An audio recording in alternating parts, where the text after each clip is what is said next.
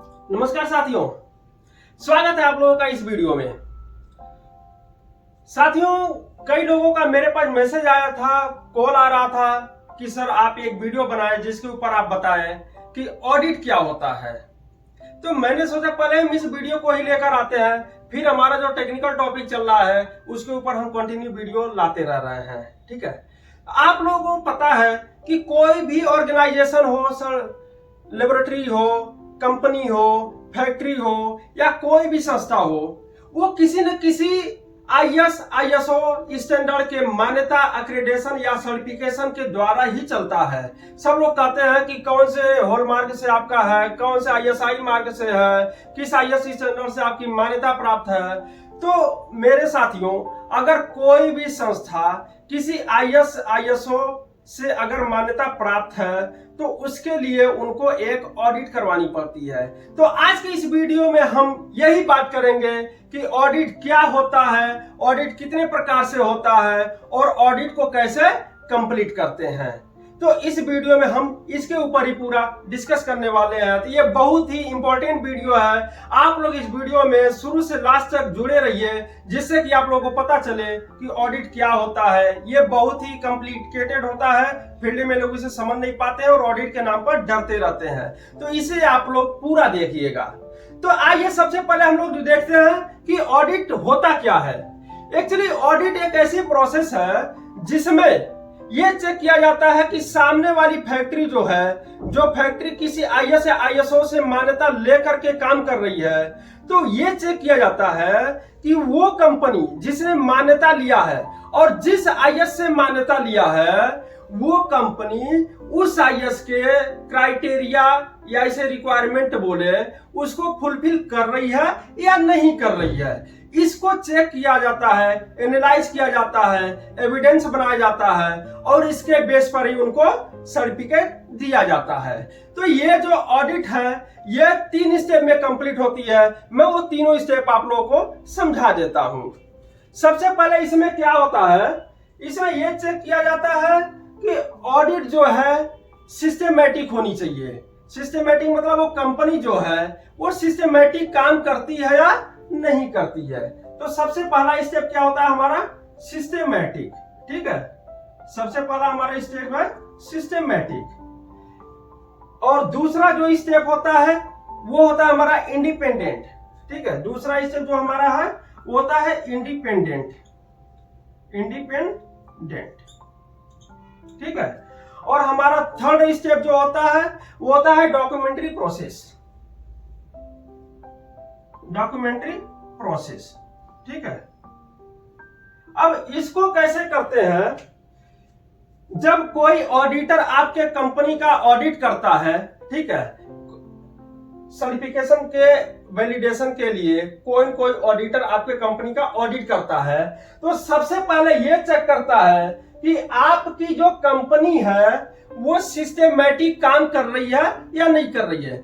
किस सिस्टमैटिक, जौन सा आईएस से आपने मान्यता लिया है उसके अकॉर्डिंग, उसके सिस्टम के अकॉर्डिंग आपकी कंपनी कार्यरत है या नहीं है। बिल्कुल उस प्रोसेस को ये चेक करते हैं कि आपकी कंपनी उसके आईएस या आईएसओ के अकॉर्डिंग सिस्टमैटिक, सिस्टम वाइज कार्य कर रही है या नहीं कर रही है। ये फर्स्ट स्टेप में चेक करते हैं। सेकंड स्टेप में चेक करते हैं कि आपकी जो फैक्ट्री है, आपकी जो संस्था है, वो आईएस आईएसओ के अकॉर्डिंग इंडिपेंडेंट काम कर रही है या नहीं कर रही है। ये सेकंड स्टेप में चेक करते हैं। थर्ड स्टेप में क्या चेक करते हैं कि आपके पूरे सिस्टम का डॉक्यूमेंट वाइज वो पूरा डाटा चेक करते हैं, पूरा रिकॉर्ड चेक करते हैं, पूरा प्रोसीजर चेक करते हैं, पूरा मैनुअल चेक करते हैं, पूरा एसओपी चेक करते हैं, आपके प्लान चेक करते हैं, आपके एग्जीक्यूशन चेक करते हैं। ये सारे डॉक्यूमेंट, जितने प्रकार के डॉक्यूमेंट्री वर्क होते हैं वो टोटल डॉक्यूमेंट्री फाइलें चेक करते हैं और उसको चेक करके वो एविडेंस निकालते हैं। उस एविडेंस को एनालाइज करते हैं, उसको एनालाइज करके फिर वो देखते हैं कि ये तीनों प्रोसेस के through, systematic, independent and documentary process के थ्रू आपकी सिस्टम, आपकी ऑर्गेनाइजेशन, आपकी कंपनी, आपकी संस्था उस ISO के क्राइटेरिया के रिक्वायरमेंट को फुलफिल कर रही है या नहीं कर रही है। अगर ये फुलफिल कर रही है तो वो आपके सर्टिफिकेशन का जो वैलिडिटी है वो फिर रिन्यूअल कर देते हैं और आपको सर्टिफिकेट दे देते हैं। तो ऑडिट में जो फाइनल रिजल्ट मिलता है वो दो प्रकार से होता है। एक होता है सेटिस्फैक्ट्री, ठीक है, एक होता है सेटिस्फैक्ट्री। अगर ऑडिट जब ऑडिटर कर रहा है वो जो रिक्वायरमेंट आपकी चेक कर रहा है, आपके पूरे सिस्टम में इन तीनों प्रोसेस के थ्रू जो भी डाटा चेक कर रहा है, प्रोसेस चेक कर रहा है, सिस्टम चेक कर रहा है, अगर ये सारी चीजें उस ISO के क्राइटेरिया को फुलफिल कर रही है तो मतलब वो सिस्टम जो है सेटिस्फाई है, वो सेटिस्फैक्ट्री वर्क कर रही है। तो इसे हम ये भी बोलते हैं कंप्लायंस, इसे हम कंप्लायंस भी बोलते हैं, ठीक है। मतलब आपका ये जो वर्क है उस ISO के क्राइटेरिया से कंप्लाई कर रहा है, उसके कंप्लायंस में है, मतलब आप इस ऑडिट में पास है। ये पहला स्टेप है, रिजल्ट मिलता है। और दूसरा रिजल्ट क्या मिलता है कि अगर उनको कुछ कमी दिखा इस तीनों प्रोसेस में, डॉक्यूमेंट्री, सिस्टम या इंडिपेंडेंसी, किसी भी चीज में अगर उनको कोई कमी मिला जो उस ISO के रिक्वायरमेंट को फुलफिल नहीं कर रही है, उसकी क्राइटेरिया को फुलफिल नहीं कर रही है, कहीं कहीं कुछ मिसमैच हो रहा है, या तो उसकी रिक्वायरमेंट को पूरी नहीं कर पा रहा है, या तो गलत कर रहा है, तो उस केस में क्या होगा, नॉट सेटिस्फैक्ट्री होता है। मतलब आपकी जो सिस्टम है वो नॉट सेटिस्फैक्ट्री वर्क कर रही है, ठीक है, नॉट सेटिस्फैक्ट्री।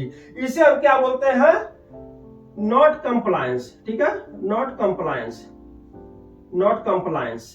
मतलब आपकी जो सिस्टम है उस ISO के उसके क्राइटेरिया से कंप्लायंस नहीं हो रहा, ये उसे कंप्लाई नहीं कर पा रहा है, नॉट कंप्लायंस है। इसे बोलते हैं NC, ठीक है। लोग बोलते हैं ना ऑडिट में ऑडिटर ने NC लगा दिया, जो लगा दिया 10 लगा दिया 50, जितना भी NC लगा दिया, ये होता है नॉट सेटिस्फैक्ट्री वर्क। मतलब आपकी जो सिस्टम है उस ISO के रिक्वायरमेंट के अकॉर्डिंग, क्राइटेरिया के अकॉर्डिंग, जो उन्होंने आपको करने के लिए बोला था, जिसके बेस पर उन्होंने आपको सर्टिफिकेट दिया है या देंगे, आप उसकी रिक्वायरमेंट को फुलफिल नहीं कर पा रहे हैं, वो वर्क होता है नॉन कंप्लायंस, जिसे हम बोलते हैं NC। इस प्रोसेस, तीनों प्रोसेस के थ्रू आपकी ऑडिट कंप्लीट होती है और उसका ये दो रिजल्ट आता है, satisfactory and not satisfactory, compliance and not compliance, और जिसे हम बोलते हैं NC, नॉट कंप्लायंस को बोलते हैं NC। इस प्रोसेस में आपकी ऑडिट कंप्लीट की जाती है। अब हम देखेंगे ऑडिट कितने प्रकार की होती है, ठीक है। ये तो हो गया ऑडिट क्या होता है, बट ऑडिट कितने प्रकार का होता है अब हम इस पर बात करेंगे, ठीक है। माय डियर फ्रेंड, जो ऑडिट होता है, ऑडिट कई प्रकार के होते हैं। एक तो आप देखते हैं कि हर एक फैक्ट्री या कंपनी में एक कॉमर्शियल ऑडिट होती है, जिसमें अकाउंट की ऑडिट की जाती है, कितना लेन देन हुआ, कितना टैक्स भरा गया, क्या किया गया।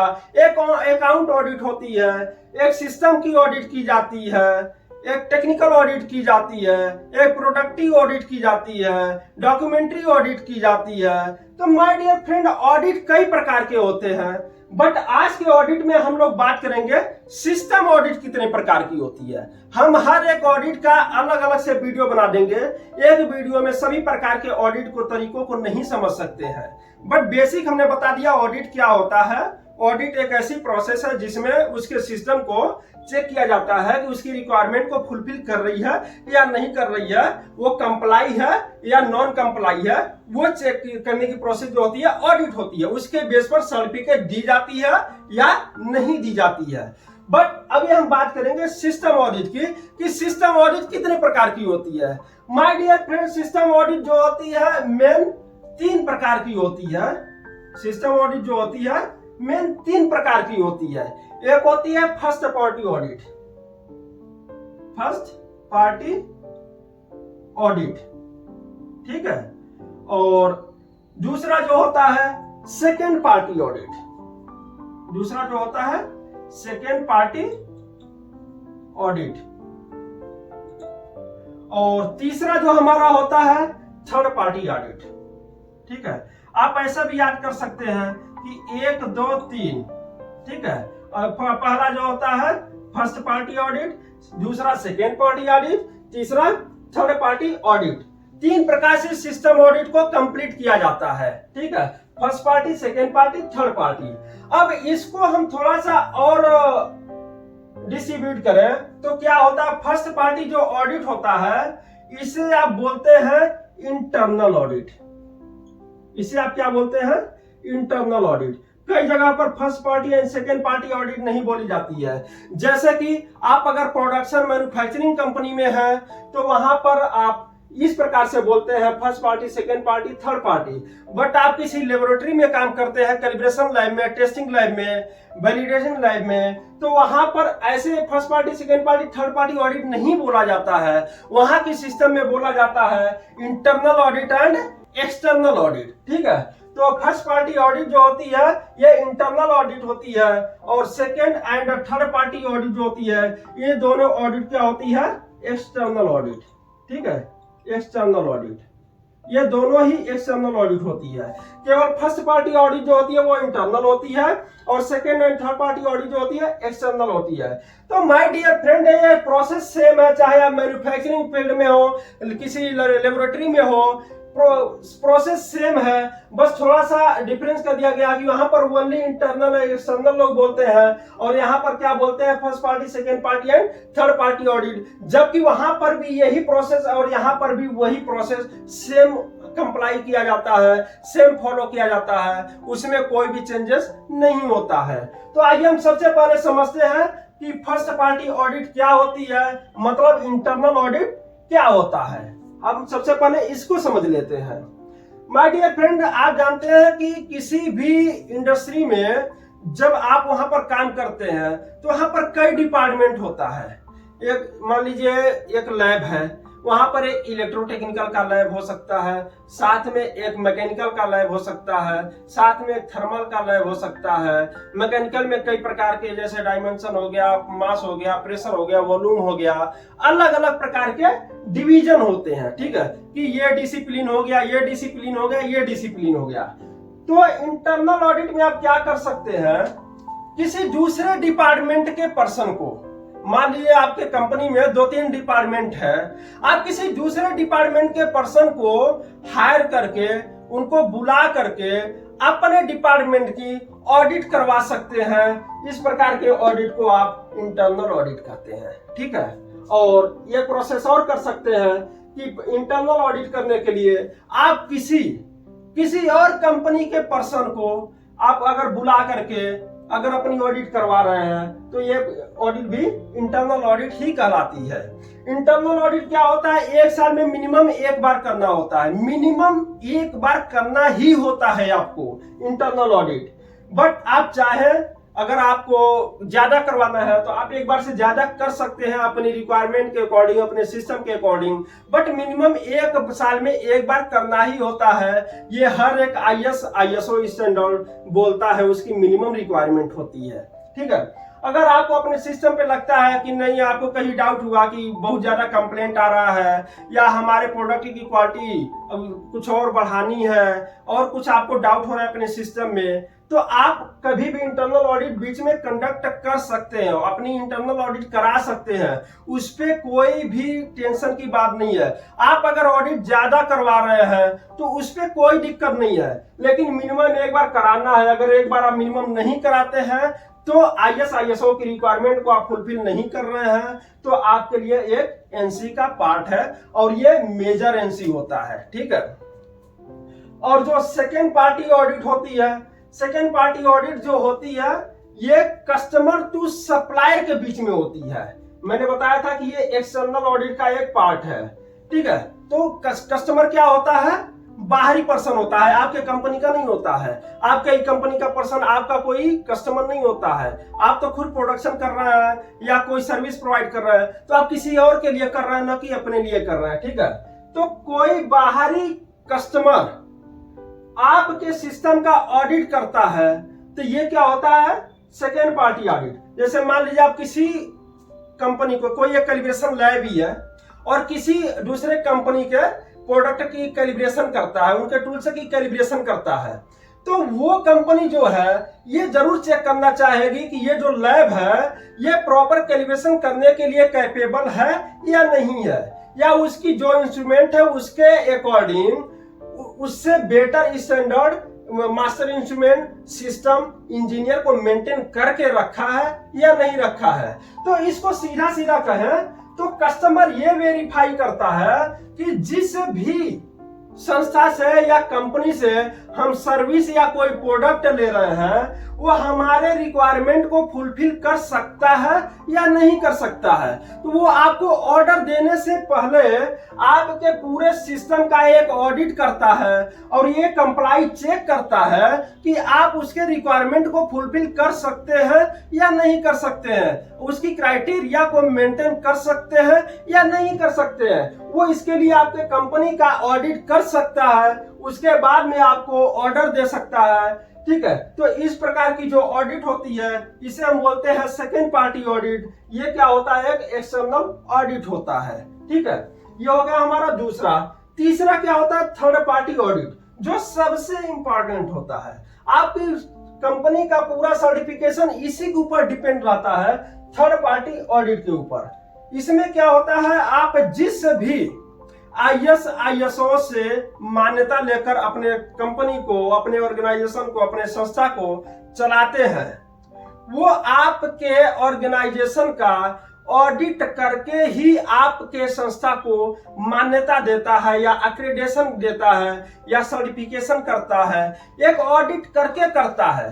तो जब एक कंपनी का उसके सर्टिफिकेशन बॉडी मींस जो आपको उस ISO का जिसकी आपको जरूरत है उसकी मान्यता जो देगा, उसके बीच और आपके कंपनी के बीच जब ऑडिट होती है, मतलब एक सर्टिफिकेशन बॉडी और एक कंपनी के बीच जब ऑडिट होती है, तो इस प्रकार की ऑडिट क्या होती है, थर्ड पार्टी ऑडिट। तो इससे आपको पता चल गया कि अगर ये ऑडिट नहीं होती है, तीसरी प्रकार की थर्ड पार्टी ऑडिट, तो आपके संस्था को कोई सर्टिफिकेशन नहीं मिलने वाला है, कोई एक्रेडिटेशन नहीं मिलने वाला है, कोई ISO की मान्यता नहीं मिलने वाला है।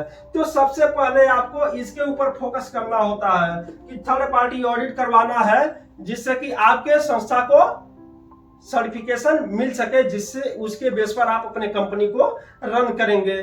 ठीक है, तो ऑडिट क्या है, तीन प्रकार से हो रहा है, first party, second party, third party, जिसे हम बोल रहे हैं इंटरनल ऑडिट और एक्सटर्नल ऑडिट। ठीक है, इस प्रकार से मैंने आप लोगों को समझाया कि ऑडिट क्या होता है, ऑडिट कितने प्रकार का होता है।